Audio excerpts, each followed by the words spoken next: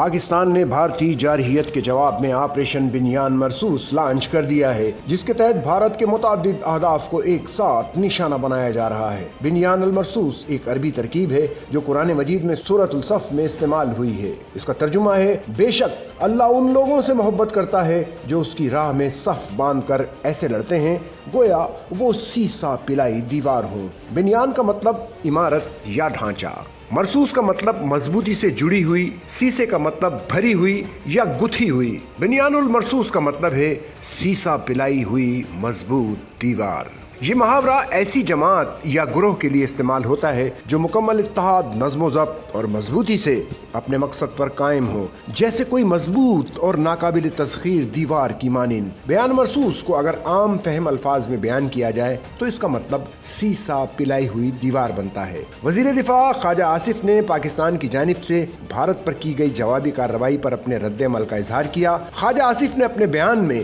نامور شاعر فیض احمد فیض کی مشہور غزل نہ گنواؤ نابہ کے نیم کش دل ریزہ ریزہ گنوا دیا کے ایک مصرعے کا استعمال کیا ہے۔ انہوں نے اپنے ایکس اکاؤنٹ پر ٹویٹ کرتے ہوئے لکھا: جو وہ قرض رکھتے تھے جان پر وہ حساب آج چکا دیا۔